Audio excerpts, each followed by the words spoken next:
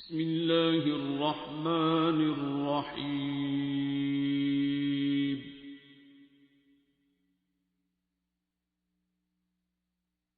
الرحمن. فقیریوں کا آپ میں سے کچھ لوگوں کو شوق ہے تو پھر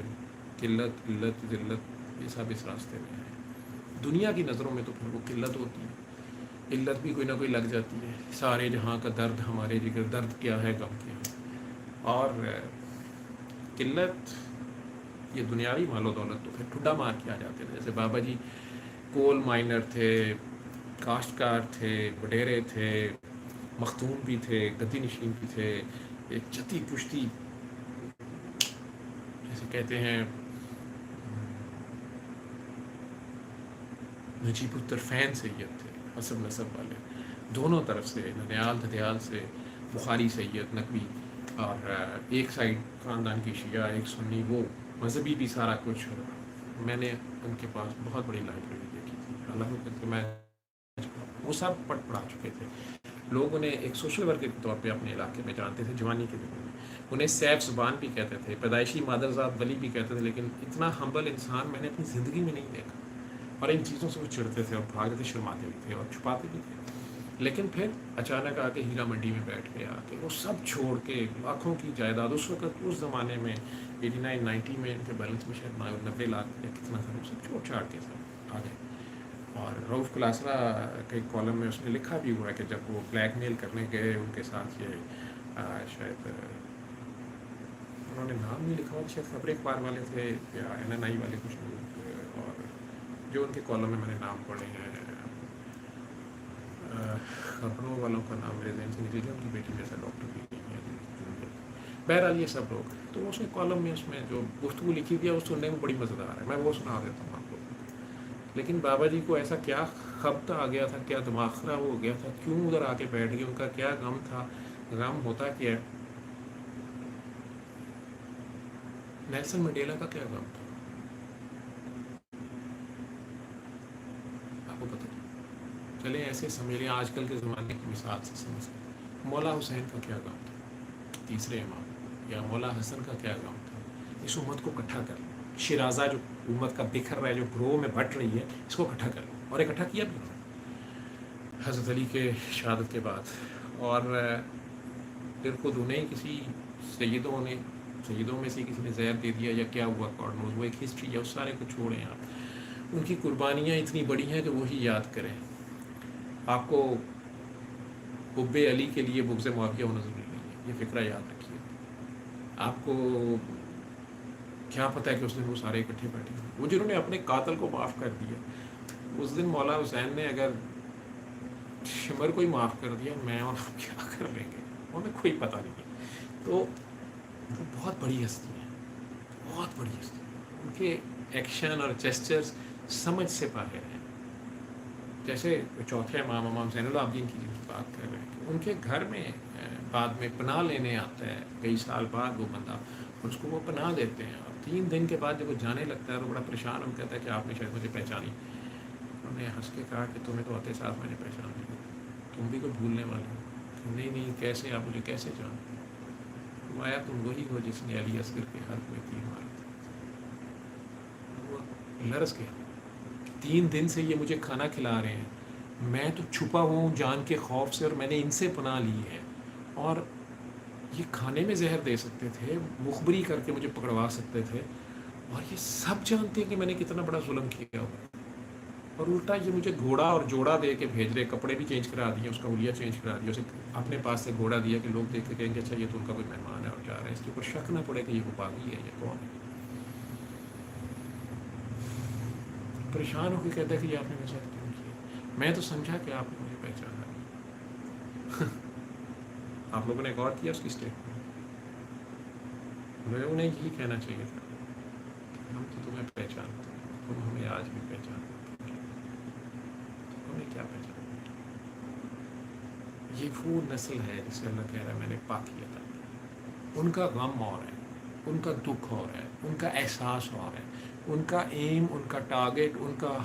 ہوم ورک اور ہے. غم، میں نے کچھ کرنا ہے. ان کے ذمے کچھ اور ہے جو ان کی جاب ہے. جو یار نے ان پہ ڈال دی ہے، جو ان کا یار ہے، اس نے ان پہ جو ڈالی ہوئی ہے انہیں اس کو نبھانا ہے، جو انہوں نے نانا سے وعدہ کیا ہوا ہے، وہ نانا یاد ہے انہیں، نانا سے وعدہ یاد ہے، وہی حسین نے کربلا میں نبھایا، وہی حسن نے نبھایا ہے، وہی مولا علی نے نبھایا ہے۔ آج میں کامیاب ہو گیا،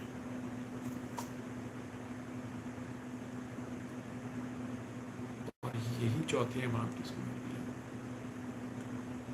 کیا کرنا تھا آپ ایک لمحے کو سوچو، سارے لمبی بات نہ ہو جائے، لوگ کہتے ہیں جی آپ لمبی بات نہ کیا کریں، میں تو اپنے فلو میں پاگلوں کی طرح بول رہا ہوتا ہوں، میں نے کون سا پڑھ کے بولنا ہوتا ہے، میرا اپنا خبت ہوتا ہے۔ ہم وہ والے لوگ ہیں جنہیں کہتے ہیں جی یہ پاگل خانا، یہ 2 گھنٹے سے انگریزی بولی جا رہے ہیں، جرمن بولی جا رہی ہے، ڈاکٹر صاحب کو پتہ نہیں کیا ہوگا۔ میرے ڈاکٹرز بچے جونیئر جو میرے ساتھ راؤنڈ کرتے ہیں، بیچ میں تھک کے چلے جاتے ہیں، سر پتہ نہیں کیا ہوگا اتنا لمبا راؤنڈ۔ جو دوسرے کچھ سمجھتے ہیں وہ کہتے ہیں یہ اپنے کلینک کے لیے گھیر رہے ہیں، پیشنٹس کو کر کے دکھا رہے ہیں بڑے کچھ سوچ۔ مجھے ہنسی آتی ہے، سب باتیں سنتا رہتا ہوں، کان میں پڑتی ہیں، تو میں تو پاگل۔ تو لمبی چوڑی بات کیا کروں، لیکن اس بات کو غور کریں گے نا آپ اپنے سوال میں۔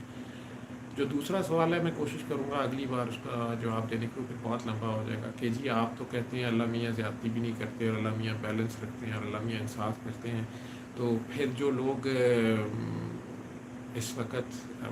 مارے جا رہے ہیں، جو بے گناہ مارے جا رہے ہیں یا شہید ہو رہے ہیں، جو ڈاکٹرز نرسز یا کئی مریض بیچارے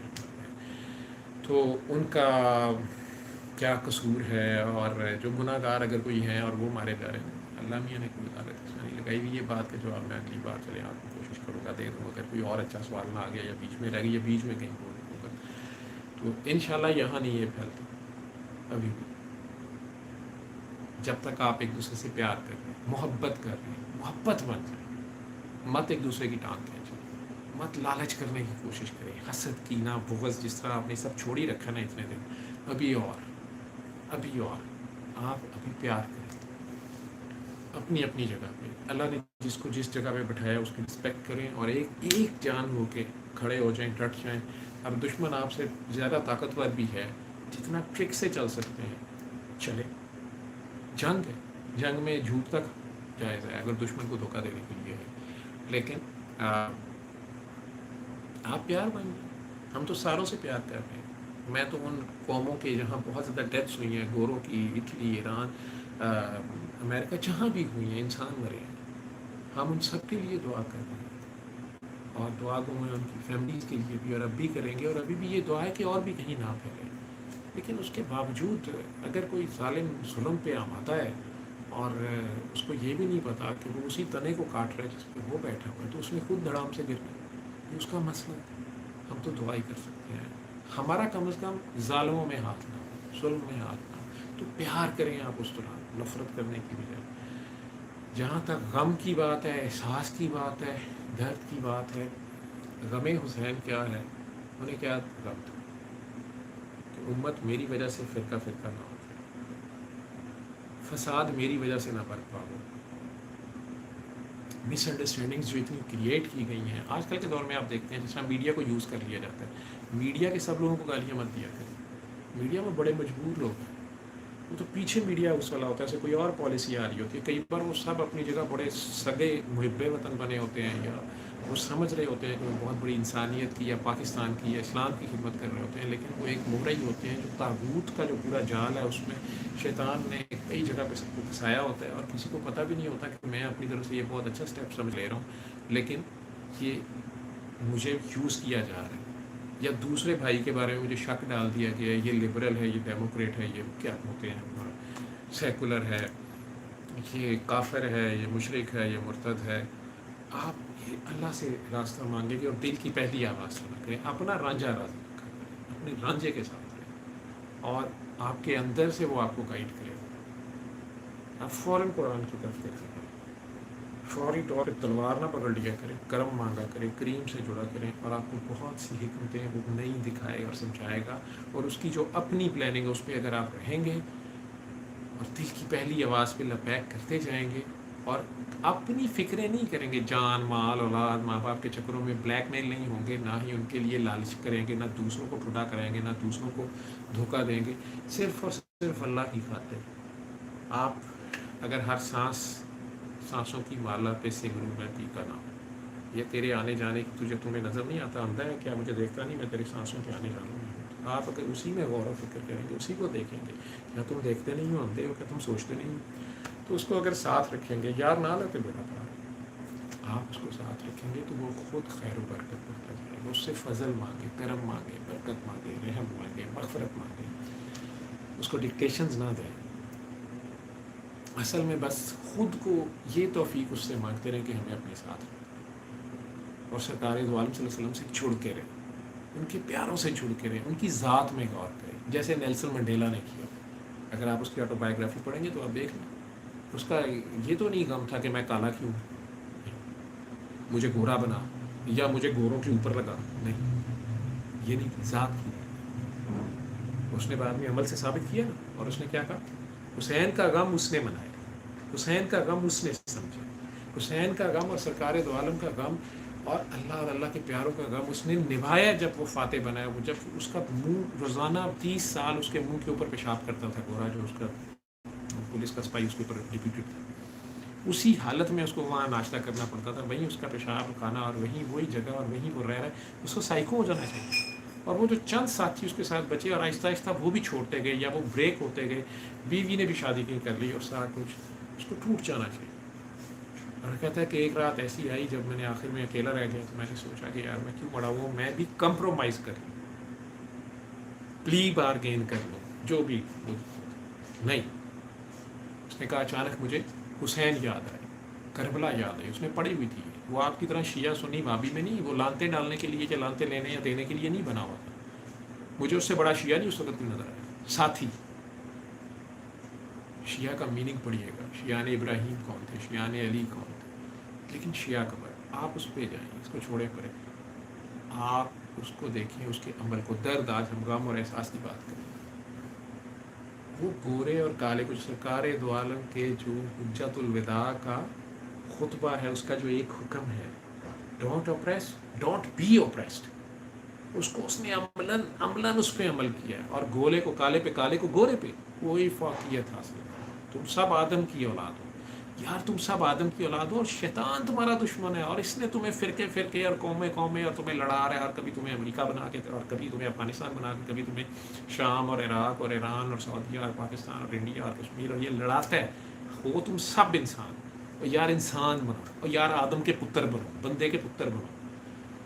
تم اسفلا سافلین بن جاتے ہو، یہ دنیاوی چیزوں کی خاطر، اور ایک دوسرے کو ذلیل کرتے ہو، اور شیطان ہنستا ہے،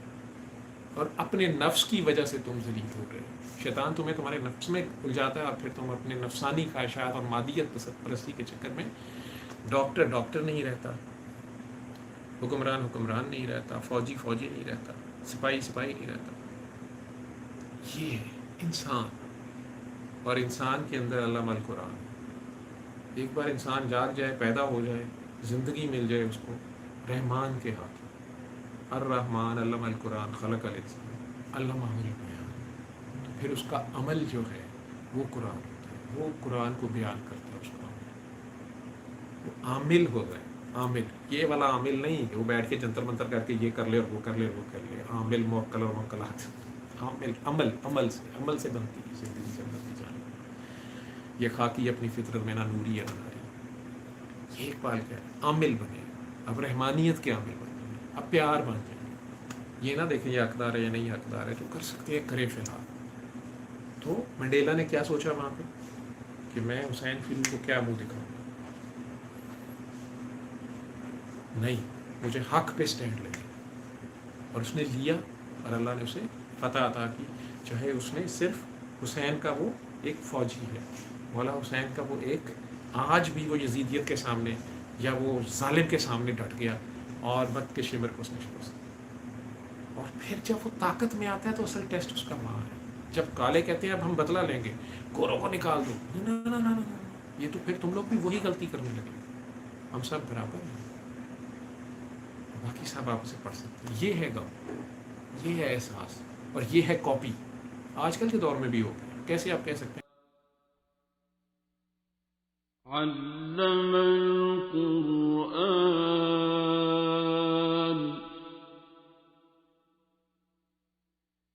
خلق